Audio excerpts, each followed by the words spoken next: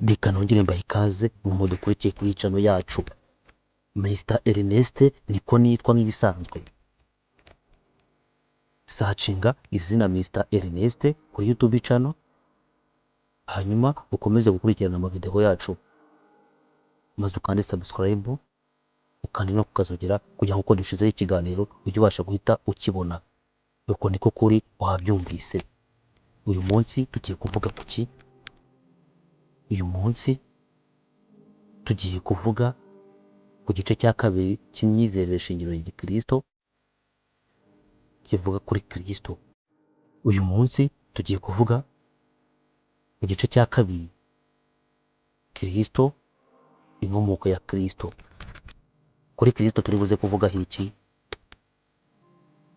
Turi buze kuvuga inkomoko ya Kristo, inzego za Kristo, amazina ya Kristo, imirimo ya Kristo. Ibyo nibyo tugiye kuvuga muri iki kiganiro mu gice cya kabiri cy'imyizerere shingiro ya Gikristo. Ujya wibaza ngo Yesu ninde? Ukibaza ngo mbese Yesu ni muntu ki? Ibi byose ushobora kubisubizwa wifashisha amazina y'uyu mugabo uko yitwaga muri Bibiliya. Kaduhere ku izina rya mbere, umwana w'Imana. Ubumana bwe nicyo gisobanuro cyo kuvuga ngo umwana w'Imana, nk'uko biri ku mwana w'umuntu aba yarabyawe, no kuri Yesu niko biri. Yabyawe n'Imana, kubera iyo mpamvu ibi biramugira Imana. Ntabwo Kristo yitwa umwana w'Imana nk'uko biri umuntu. Uko niko kuri wabyumvise. Uko Yesu yaje kwerekana ko ari umwana w'Imana, abantu bakabimenya, cyangwa se uko yerekanye ko ari umwana w'Imana. Kristo amaze kubatizwa muri Yorodani, Matayo 3:17, ijambo riraza rivuga ngo nguyu umwana wanjye nkunda nkamwishimira. Ndetse n'igihe Satani yamugeragezaga, Matayo 4:3, niba uri umwana w'Imana. Ibyo nibyo jambo Satani yakoreshaga. Niko kuri wabyumvise. Rero Yesu Kristo ni umwana w'Imana. Mu buryo bwo gushaka gusobanukirwa Yesu Kristo ninde, reka twifashishe n'iri zina umwami, cyangwa se ubutware.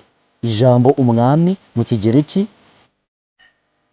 Karios byasaga n'ijambo Jehova ry'Igiheburayo mu busobanuro bya Bibiliya y'Ikigereki y'Isezerano rya Kera.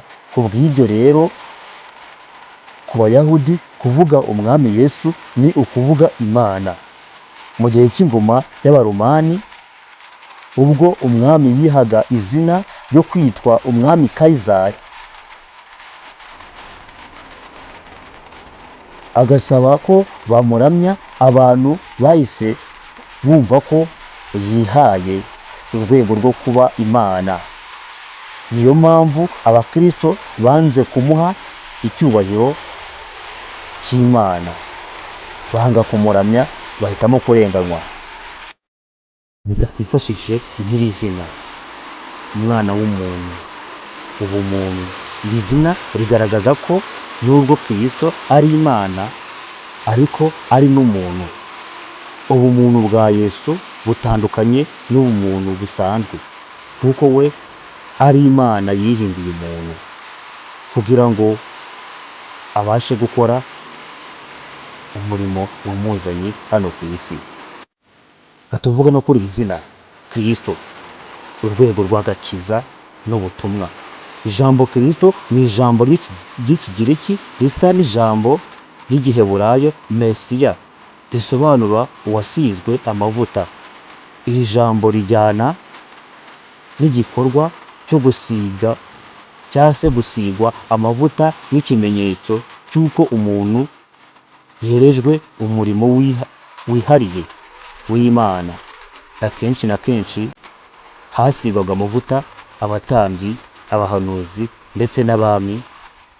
Samweli wa mbere 14 uri buze kuyasanga. uburyo hari umwami wasizwe. Ibyo nibyo wabyumvise ku mazina ya Yesu Kristo. Ushaka kubisobanukirwa wakifashisha aya mazina, harimo n'ayandi nka mwene Dawidi, Jambo, Yesu. Aya mazina yose ukayifashisha ukabasha gusobanukirwa ibyayo. Niko kuri wabyumvise. Reka twivugire ku nzego za Yesu Kristo. Ku nzego za Kristo turavugamo Kristo umuhanuzi, Kristo umutambyi, Kristo nk'umwami.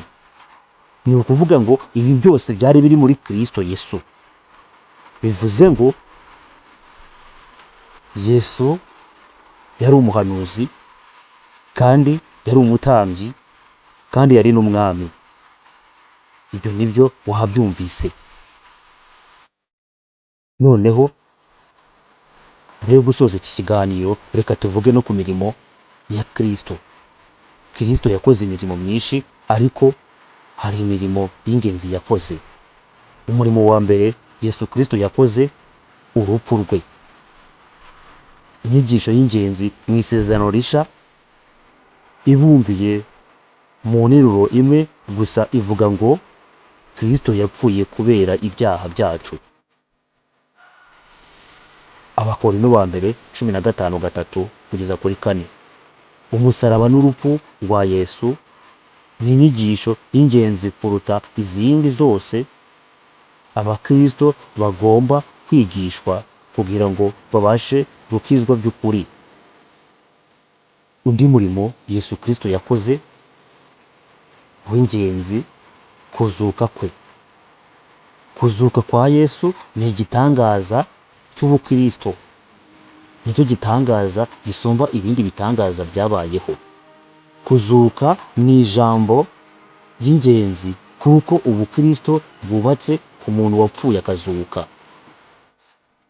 Iyo Kristo atazuka, ibyo yavuze byose byari kuba ari ibinyoma, kandi nta jambo itorero riba rifite.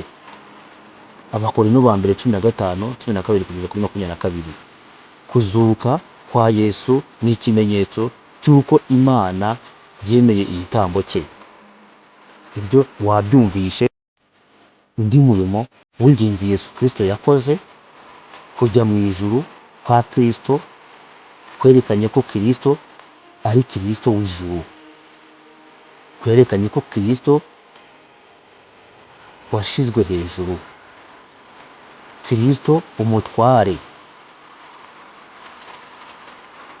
Kristo udusabira, gusabira abera no kubahuza n'Imana n'imirimo ya Kristo uri mu ijuru. Abaroma 8:3-4. Kristo w'ahantu hose, ubwo yari akiri mu isi yabaga ahantu hamwe, ariko amaze kuzuka no kujya mu ijuru yabaye uw'ahantu hose. Iki cyari ikiganiro igice cya kabiri, imyizerere shingiro ya Kristo. Mu bice icyenda byose tuzavugaho, iki gice cya kabiri reka tugisoreza ahangaha. Nitwa Mr. Ernest, ndabashimiye.